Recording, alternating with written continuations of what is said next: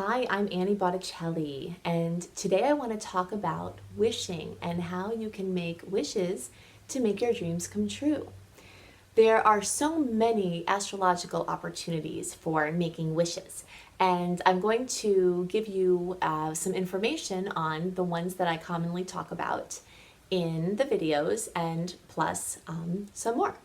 So the first thing that comes up every month for someone is birthday wishes. Whenever I do the horoscopes for whoever birthday is happening during the month of the horoscope that I'm working on, I talk about birthday wishes. The sun in the sky in your chart represents the things that you want, your desires, the things that make you burn bright with creative passion, that sizzle, that make you enlivened.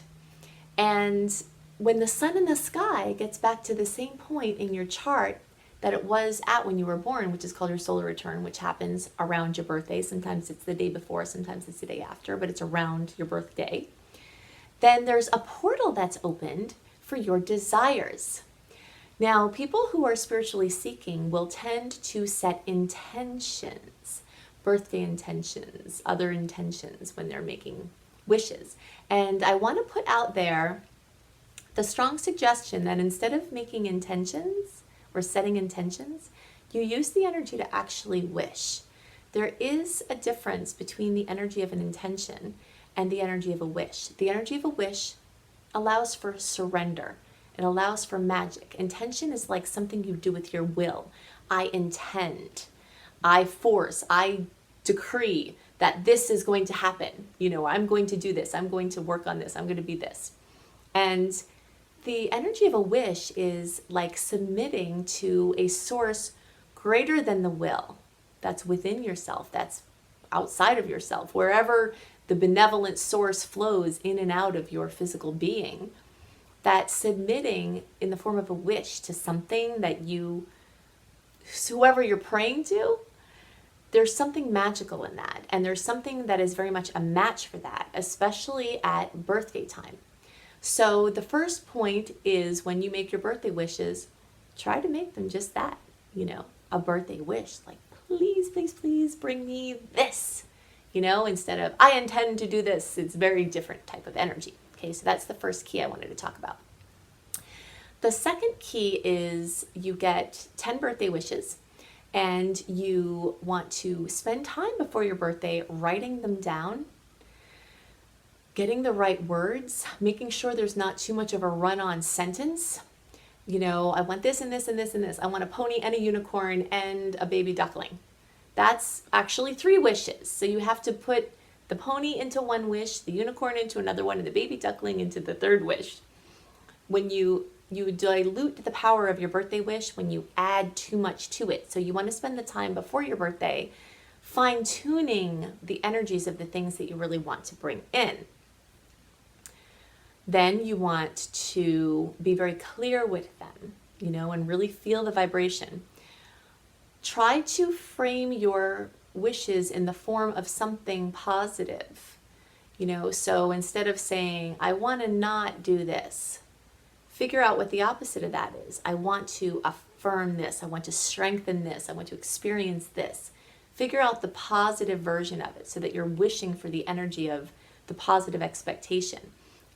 How you think about something in the positive acts differently upon your nervous system and the neuronal pathways in your brain that are partially responsible for the bringing about of the wish.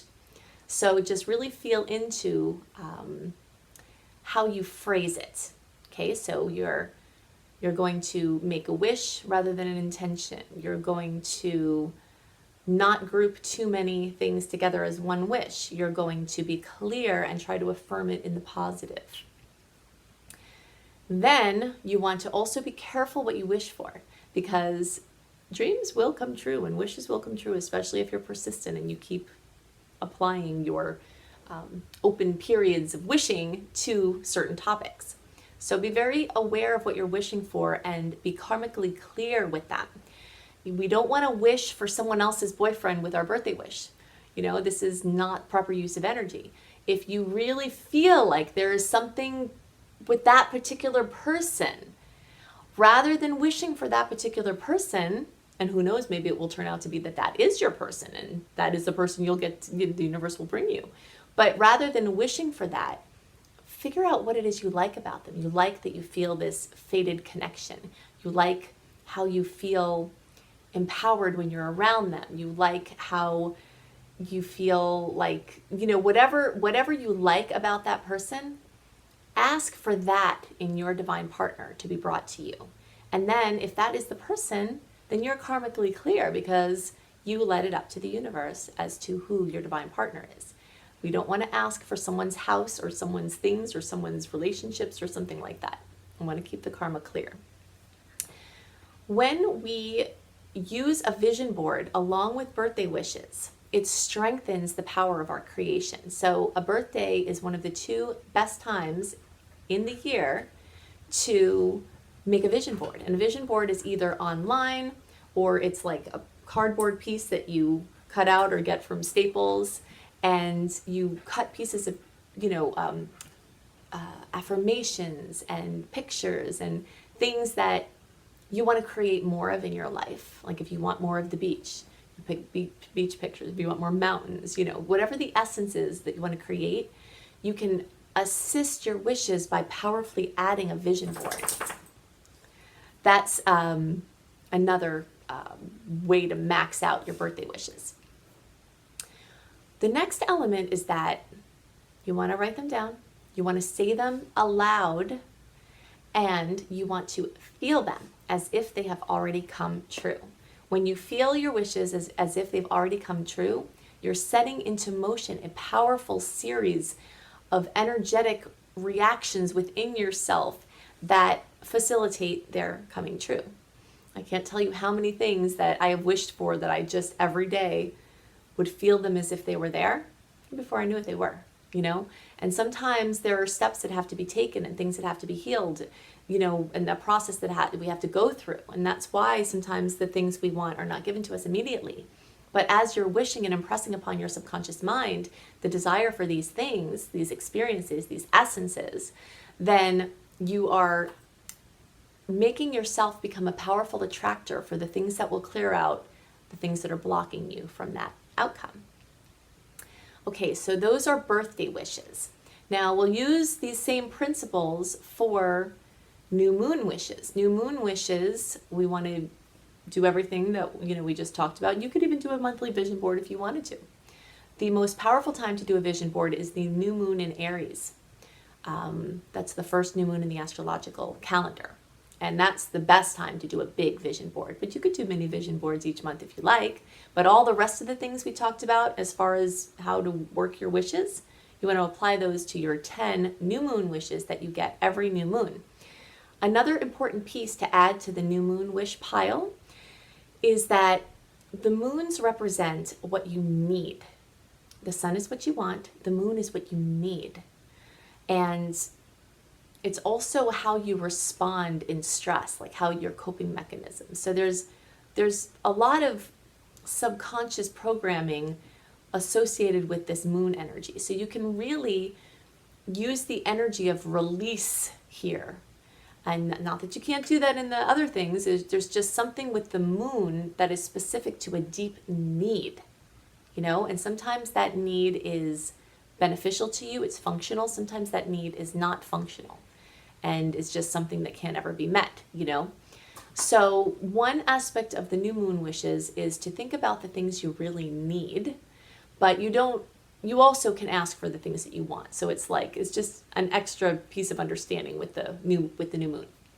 The other piece with the new moon wishes is that if you align your wishes with the energies of the sign that the new moon is in, they will carry further. So for the new moon in Aries, if you ask for feeling brave and being brave and, determined and independent and courageous and focusing on self, things that are associated with Aries, when you ask for things associated with Aries on the new moon in Aries, the like attracts like and they carry further.